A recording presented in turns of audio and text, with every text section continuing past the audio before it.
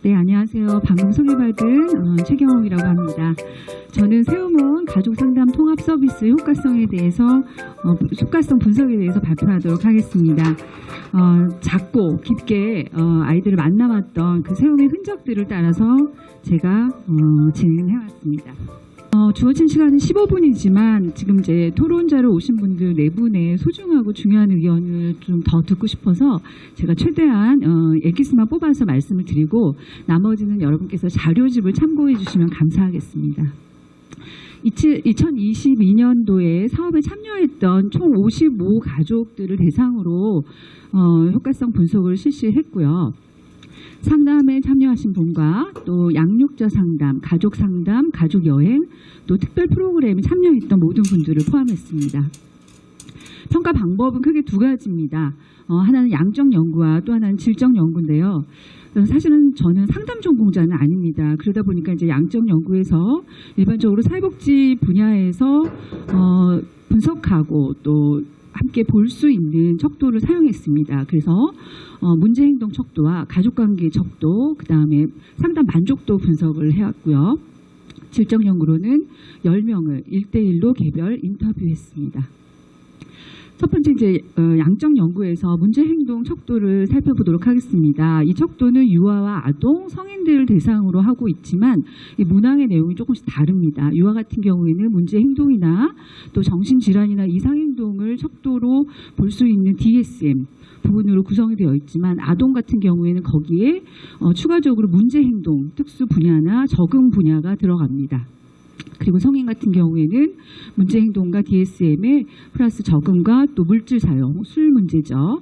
위기까지 포함하고 있습니다.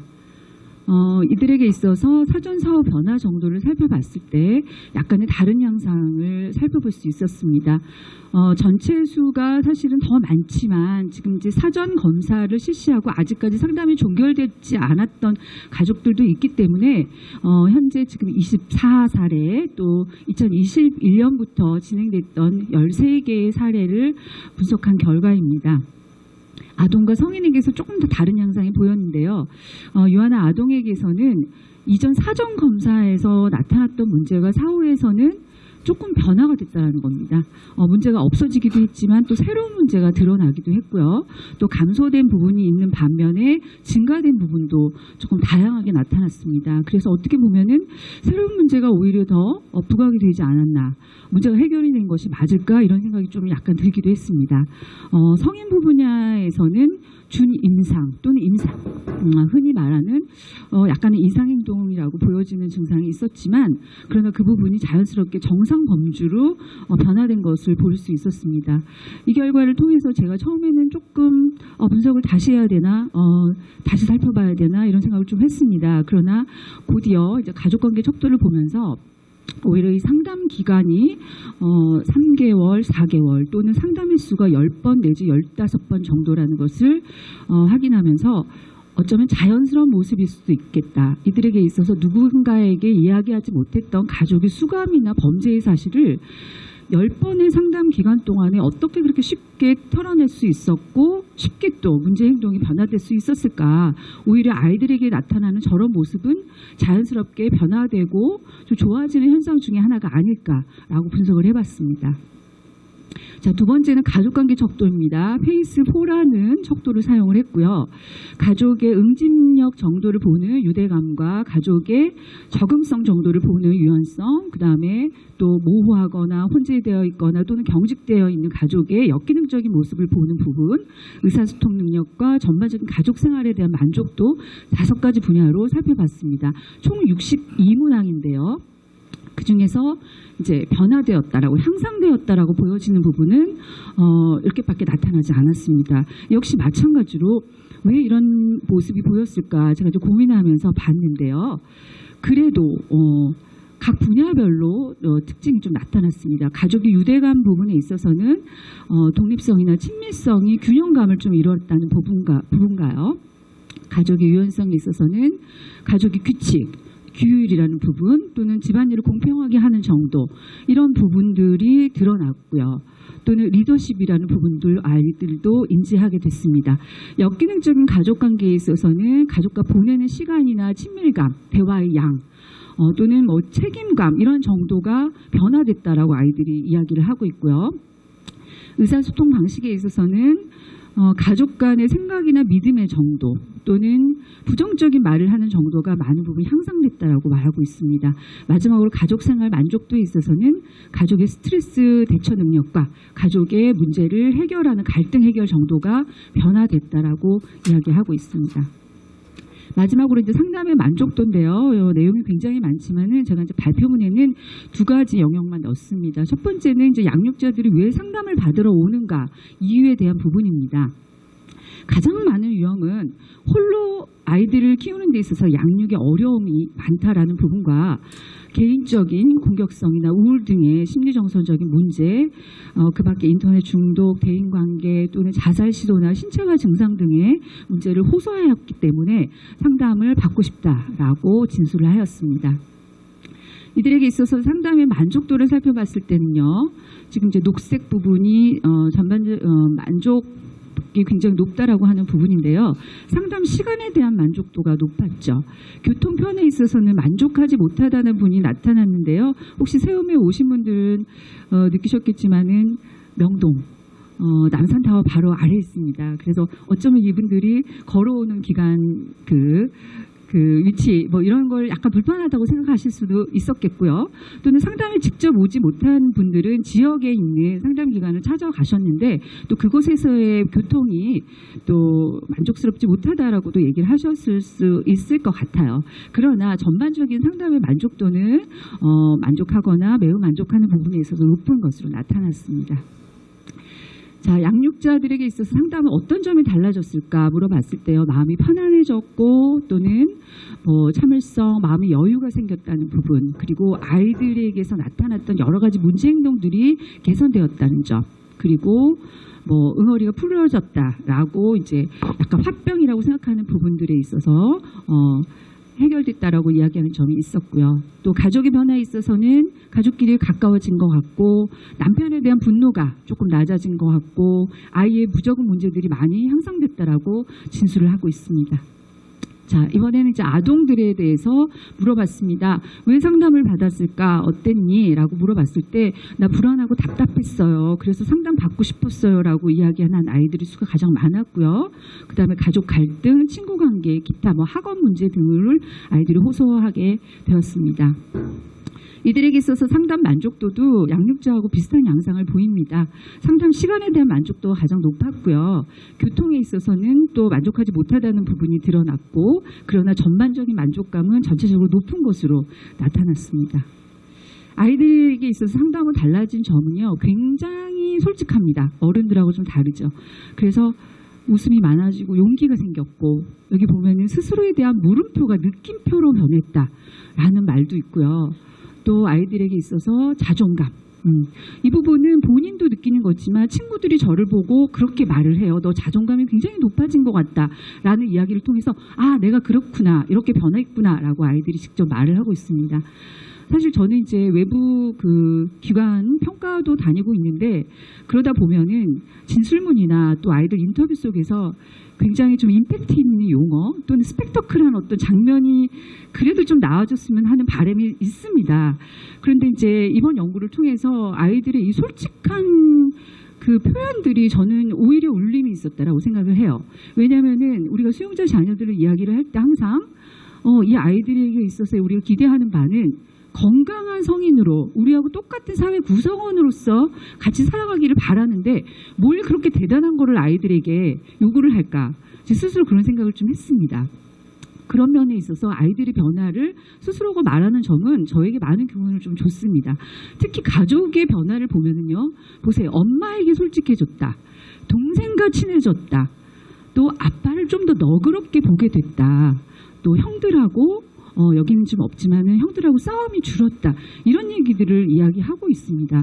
어떻게 보면 너무나 평범한 가족 이야기지만 우리가 기대하는 바가 바로 이 아이들이 평범하게 일반적인 다른 아이들처럼 살아가고 있는 모습이 아닐까라고 생각을 하게 됐습니다.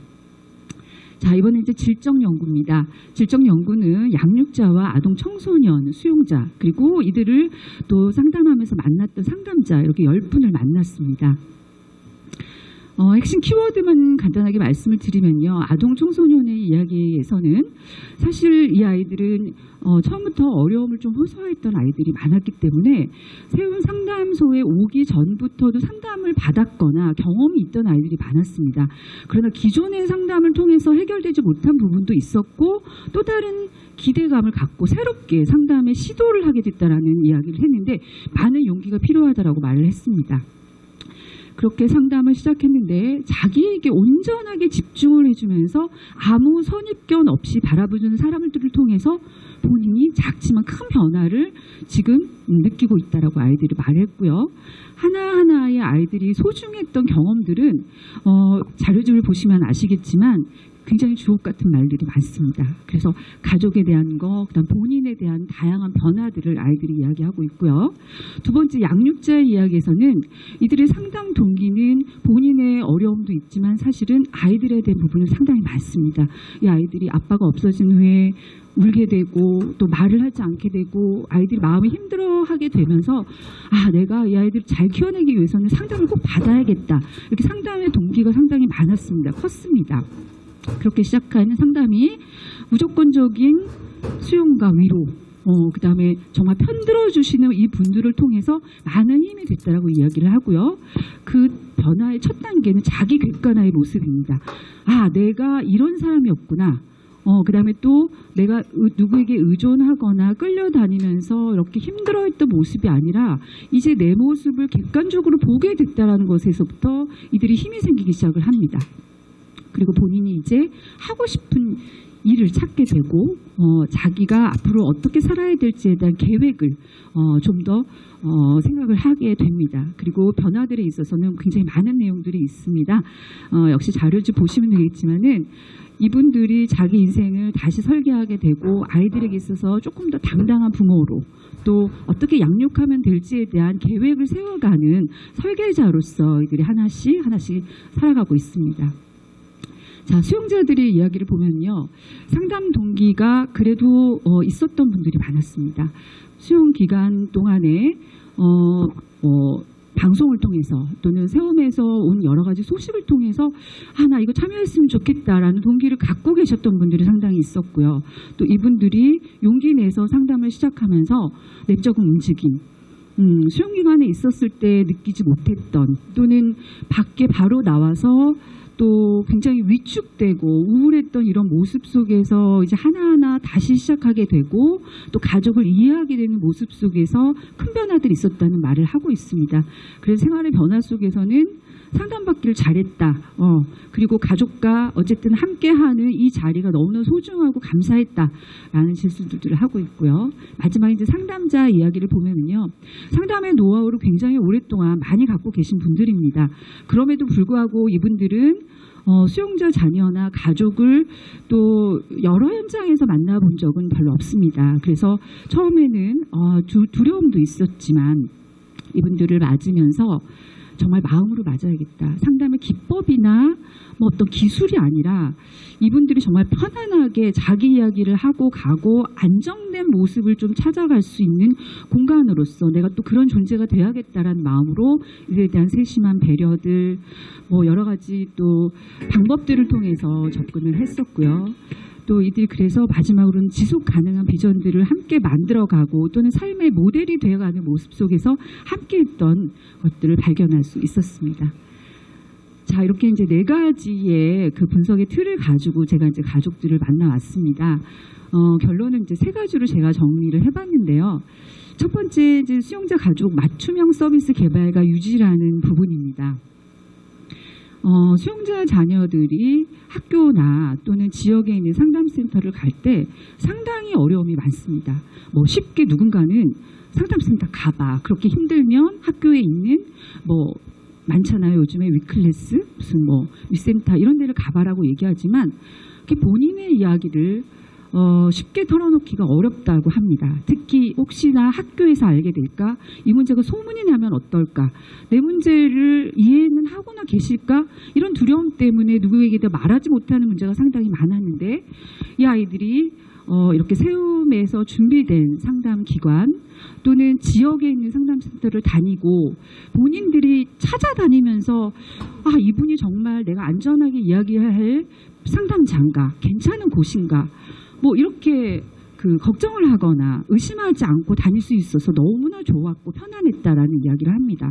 또는 우리가 이제 양육자 상담이 있는데요. 집으로 직접 찾아갑니다. 그래서 온 가족과 함께 집 안에서 다양한 상담의 기법들을 배우고 숙제를 해가고 가족의 구조들을 만들어가면서 가족 조각을 해가면서 상담을 진행해 왔는데 이거야말로 정말 수용자 가족이 맞춤형 서비스가 아닌가라고 생각을 해봅니다. 그랬기 때문에 이들의 변화가 더디긴 하지만 지속적으로도 될 수 있었고 계속적으로 또 이런 서비스나 또 가족에 대한 여러 가지 부분들이 계속적으로 유지돼야 되지 않을까라고 정리를 해봤습니다. 두 번째는 지속 가능한 형태의 상담 서비스 개발입니다. 제가 외부기관 평가를 다니면서 굉장히 좀 어려움들이 있는데요. 그거는 뭐냐면 이제 서비스가 이전에 다 이미 종료됐던 분들을 만나게 됩니다. 뭐 질적 연구든 아니면 설문지 조사를 하기 위해서라도 그분들을 접촉할 때 대다수의 사람들이 귀찮아합니다. 이미 다 종결됐던 서비스였고 잘 기억 나지 않아요. 뭐 이미 이제 그거 끝났어요. 왜 전화하셨죠? 이런 얘기들이 상당히 많거든요. 그런데 이제 이렇게 접촉을 했을 때 대부분의 가족들이나 아이들이 굉장히 반가워하셨어요. 흔쾌히 평가 작업에 참여하겠다라고 얘기를 하셨고 오히려 이렇게 상담이 아닌 뭐 본인의 이야기를 듣기 위해서 찾아와 주신 분들을 되게 고마워하셨어요. 상담이 아닌 세움에서 오는 연락 모두가 너무나 반갑고 기뻤고 또 본인이 대접받는 기분으로 다시 임하게 됐다라는 이야기를 통해서 저는 이렇게 이제 상담은 종료가 됐지만 사례 관리든 아니면 지속적인 연계든 또 이들의 안부를 묻는 다양한 형태든 간에 이런 서비스는 계속적으로 세움에서 좀 만들거나 또는 지역에서 개발을 하면은 이들에게 있어서의 좋은 지점을 우리가 함께 또 만들어 나갈 수 있지 않을까라고 생각을 좀 해봤습니다. 자, 마지막은 수용자 가족을 통한 종합적인 서비스 연계 부분입니다. 많은 부분에서 제가 이제 좀 녹여내기는 했지만은 아이들이나 부모님들이 사실은 이게 상담의 효과인지 아니면 다른 것이었는지 구별하기가 어렵다라고 할 정도로 굉장히 좋았다는 이야기를 많이 합니다. 예를 들면 그냥 오늘은 세움에 상담을 하러 가는 날이지 또는 오늘은 상담을 하러 토요일 시간을 빼는 날이지라는 생각만으로도 굉장히 즐거웠고 그 과정, 그 여정이 많은 생각을 하게 됐고 상담을 오는 동안에 가족들과 다시 친하게 됐고 더 보듬어주게 됐다는 이야기를 많이 합니다. 그리고 세상에서 홀로 버려진 것 같았던 그런 느낌들이 세움을 통해서 또는 상담을 통해서 가족 상담을 통해서 이들이 본인들 있는 그대로 받아주고 존중해주고 이야기를 들어주는 이 과정들을 통해서 정말 많은 힘이 생겼고 또 이렇게 세상을 다시 볼 수 있게 되는 그런 또 놀라운 변화들을 이야기하는 것들을 통해서 수용자 가족을 위한 서비스는 상담 또는 어떤 작은 지원 이렇게 단편적인 것이 아니라 모든 것이 다 연결이 되어 있고 또 통합적으로 지원하는 것이 맞다. 그리고 세움의 많은 사업들이 그렇게 연결되어 있기 때문에 이들에게 있어서는 이것이 상담의 효과인지는 모르겠어요. 그러나 전화했을 때 모든 분들이 저희를 알아주고 또 저희의 모든 부분들을 다 기억해주고 또 찾아와 주시는 것 자체가 너무나 감사하고 이 변화를 함께 또 맞아주시는 것들에 대해서 참 감사했다는 이야기들을 많이 했습니다. 그래서 제가 어쨌든 이렇게 정리를 하면서 이 사업은 세움이 지금 현재 서울에서 진행되고 있는 사업뿐만이 아니라 전국적인 사업으로 확대가 되어야 될 것 같고 또 지역에 있는 특성과 또 지역에 있는 기관의 네트워크를 통해서 또 온전하게 계속적으로 지속적으로 지원이 가능할 수 있도록 끌어주시면 좋겠다라고 바람으로 제가 발표를 마치도록 하겠습니다. 토론자분들의 이야기를 듣도록 하겠습니다. 감사합니다.